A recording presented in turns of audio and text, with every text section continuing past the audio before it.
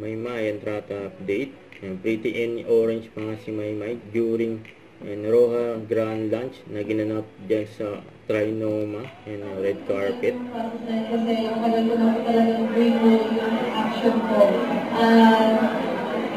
Ang tagal na nangyayari na nandito na po ngayon, nandito ko na po yung trabaho ko, nandito ko pati yung trabaho ko.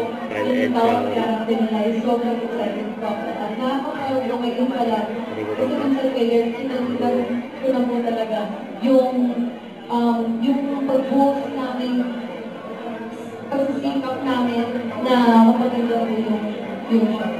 Talking about, I think Donnie mentioned that sometimes dahil kami lang doon sa bubble, talaga naging method actors na talaga. Pumapasok na lahat sa character. Often on screen, But it's so hard to, meet. Interesting. Kuya, isa pa nga. It's very, Okay, sige. It's very fast. What kind of action should we expect from your character, considering that you're playing a chef? In English, please.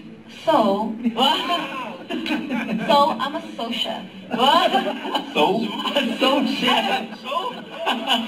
Can you guys just accept it? Yes. Kaya pa nagsimula sa so, okay? As a sous chef? Yes.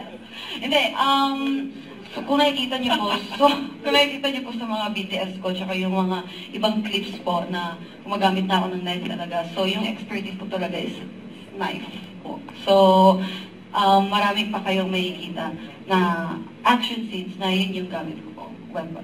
Is that PKT? Tama ba yung term or... Anong PKT ah? Hello Kitty lang alam. Sorry. May PKT kasi na term for knife fighting. Okay. Pero yung Hello Kitty, baka pwede rin. Pero kasi di ba kuya, survival to eh. So kahit anong kutsilyo, mahawa ko. Ay, grabe, matalim.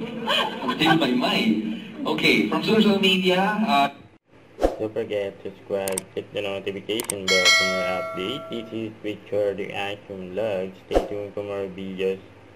See ya.